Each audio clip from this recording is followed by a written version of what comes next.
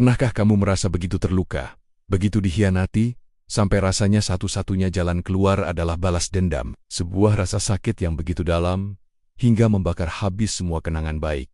Bahkan tali persaudaraan yang pernah begitu erat. Kamu tidak sendirian, sahabatku. Banyak dari kita pernah berdiri di persimpangan yang sama, di mana hati kita berteriak untuk membalas, untuk membuat mereka merasakan sakit yang sama. Bayangkan ini, ada dua orang sahabat, atau mungkin dua orang saudara kandung. Mereka tumbuh bersama, berbagi tawa, berbagi mimpi. Setiap sudut rumah menjadi saksi janji mereka untuk saling menjaga sampai akhir. Mereka adalah satu tim, satu kekuatan yang tak terpisahkan.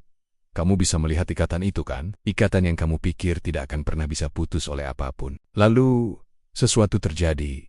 Sebuah kesalahan. Mungkin kesalahpahaman kecil yang dibiarkan membesar. Mungkin sebuah pengkhianatan yang terasa menusuk langsung ke jantung. Tiba-tiba, tawa itu hilang. Kehangatan itu membeku. Yang tersisa hanyalah keheningan yang dingin dan menyakitkan. Di dalam hati yang dulu penuh kasih, kini tumbuh benih kecil. Benih kepahitan. Hari demi hari, benih itu disirami dengan kenangan buruk, dengan bisikan-bisikan negatif. Dia tidak pantas dimaafkan. Dia harus merasakan apa yang kamu rasakan. Kamu harus lebih kuat. Kamu harus menang. Benih itu tumbuh menjadi pohon yang besar dan rindang. Pohon yang disebut balas dendam. Dan di bawah bayang-bayang pohon itu, semuanya menjadi gelap. Kamu mulai lupa siapa dirimu. Kamu lupa siapa saudaramu. Wajah yang dulu kamu rindukan, kini menjadi target. Tangan yang dulu ingin kamu genggam, kini ingin kamu jatuhkan. Nafsu untuk membalas dendam telah menjadi tuan atas dirimu. Ia membisikkan bahwa keadilan hanya bisa tercapai jika kamu melihatnya menderita. Kamu mulai merancang rencana. Kamu menghabiskan energimu, pikiranmu, waktumu, bukan lagi untuk membangun mimpimu, tapi untuk meruntuhkan dunianya. Kamu merasa kuat, kamu merasa benar. Setiap langkah kecil yang membawamu lebih dekat pada tujuan balas dendammu, terasa seperti sebuah kemenangan. Tapi, teman seperjuanganku, coba kita berhenti sejenak. Lihatlah dirimu di cermin. Apakah kamu melihat orang yang sama? Di mana senyum tulus yang dulu sering kamu berikan? Di mana kedamaian yang dulu ada di matamu? Yang ada kini hanyalah kobaran api yang melelahkan. Api yang tidak hanya membakar targetmu, tapi juga membakar jiwamu sendiri dari dalam. Persaudaraan yang dibangun bertahun-tahun kini hancur berkeping-keping. Hanya karena ego dan amarah sesaat, ikatan suci itu putus. Yang ada hanya dua orang asing yang saling membenci, terjebak dalam lingkaran setan yang tak berujung. Menyakiti dan disakiti, terus-menerus. Sampai kapan? Sampai salah satu hancur lebur, atau sampai keduanya hancur bersama. Disinilah kita sering tersesat, terutama di akhir zaman ini. Kita merasa punya hak untuk menghakimi. Kita merasa punya hak untuk membalas. Kita lupa. Ada suara lembut yang selalu memanggil kita untuk kembali. Suara Tuhan yang begitu mengasihi kita. Firman Tuhan berkata dengan sangat jelas, saudara-saudaraku yang kekasih. Janganlah kamu sendiri menuntut pembalasan, tetapi berilah tempat kepada murka Tuhan. Sebab ada tertulis, pembalasan itu adalah hakku. Akulah yang akan menuntut pembalasan. Coba renungkan kalimat itu. Pembalasan itu adalah hakku. Bukan hak kita. Bukan hakmu. Bukan hakku. Tuhan tidak pernah meminta kita untuk menjadi hakim atas saudara kita. Dia meminta kita untuk melakukan sesuatu yang jauh lebih sulit, namun jauh lebih mulia, mengasihi. Firman Tuhan dalam Roma 12 ayat 21 dikatakan bahwa, janganlah kamu kalah terhadap kejahatan, tetapi kalahkanlah kejahatan dengan kebaikan. Kalahkanlah kejahatan dengan kebaikan. Ini adalah perjuangan yang sesungguhnya jauh lebih sulit daripada membalas dendam. Membalas dendam itu mudah, teman. Itu adalah reaksi alami dari daging kita yang terluka. Tapi memilih untuk mengampuni, memilih untuk melepaskan, memilih untuk memberkati orang yang menyakitimu, itu adalah kekuatan supernatural. Itu adalah kemenangan sejati. Itu adalah bukti bahwa roh Tuhan hidup di dalam dirimu. Saya tahu, ini tidak mudah, rasanya tidak adil. Kenapa aku yang harus mengampuni? Aku korbannya. Pikiran itu pasti muncul. Tapi coba lihat dari sudut pandang Tuhan. Ketika kita menyimpan dendam, kita sedang meminum racun dan berharap orang lain yang mati. Dendam itu menggerogoti jiwamu, merampas sukacitamu, dan memutus hubunganmu dengan Tuhan.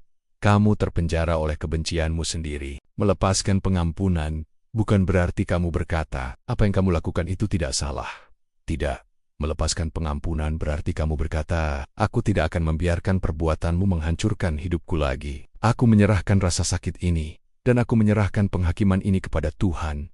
Aku memilih untuk bebas. Sahabatku, lihatlah teladan terbesar kita, Yesus Kristus. Di atas kayu salib, Di tengah penderitaan yang tak terbayangkan, dikhianati, diludahi, dihina, apa yang dia katakan? Ya Bapa, ampunilah mereka, sebab mereka tidak tahu apa yang mereka perbuat. Jika Dia, yang tanpa dosa, bisa mengampuni kita yang penuh dosa, siapakah kita untuk menahan pengampunan dari saudara kita? Nafsu balas dendam itu adalah api. Api yang menghancurkan jembatan persaudaraan. Api yang membuat kita tuli terhadap firman Tuhan.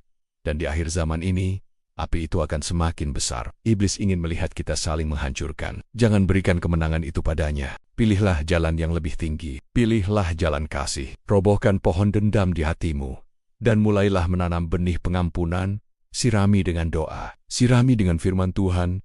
Mungkin awalnya terasa sakit dan aneh. Tapi percayalah, dari benih kecil itu akan tumbuh pohon kehidupan yang buahnya adalah damai sejahtera, sukacita, dan pemulihan. Ingatlah ini. Dendam membakarmu dari dalam, pengampunan membebaskanmu untuk selamanya. Pilihlah kebebasan, sahabatku. Pilihlah kemenangan sejati. Kalahkan kejahatan itu dengan kebaikan. Jika video ini menyentuh hatimu, dan kamu merasa terpanggil untuk melepaskan pengampunan hari ini, bagikan ini kepada satu orang yang mungkin sedang berjuang dalam pertarungan yang sama. Mari kita menjadi generasi yang memutus rantai kebencian. Dan jika kamu merasa begitu disakiti, sampai rasanya ingin membalasnya berkali-kali lipat, sebuah bisikan kecil di telingamu berkata, dia pantas mendapatkannya. Hancurkan dia, seperti dia menghancurkanmu. Suara itu, sahabatku, adalah nafsu balas dendam. Api kecil yang jika dibiarkan, akan membakar seluruh hutan persaudaraan di dalam hatimu. Di akhir zaman ini, di tengah dunia yang semakin bising dengan kebencian, suara itu terdengar semakin keras. Kita melihatnya di mana-mana, di media sosial, di berita, bahkan di antara teman dan keluarga. Satu hinaan dibalas dengan 10 cacian, satu luka dibalas dengan niat menghancurkan. Ikatan yang dibangun bertahun-tahun bisa putus hanya karena satu kalimat pedas yang tak termaafkan. Kita semua pernah ada di posisi itu kan? Saat hati terasa diremas, saat kepercayaan dikhianati, rasanya begitu sakit. Begitu gelap dan dunia seakan runtuh. Dan satu-satunya yang terpikirkan adalah membuat orang itu merasakan sakit yang sama. Bayangkan kamu sedang memegang segenggam bara api. Tanganmu melepuh. Panasnya menjalar ke seluruh tubuh. Niatmu adalah melemparkannya kepada orang yang menyakitimu. Tapi selama kamu menggenggamnya, siapa yang paling tersiksa? Siapa yang paling terbakar? Kamu, sahabatku, kamu sendiri. Itulah gambaran dari nafsu balas dendam. Api itu membuat kita buta. Buta terhadap kebaikan yang pernah ada. Buta terhadap masa depan yang seharusnya penuh harapan. Dan yang paling berbahaya, api itu membuat kita tuli. Tuli terhadap suara Tuhan.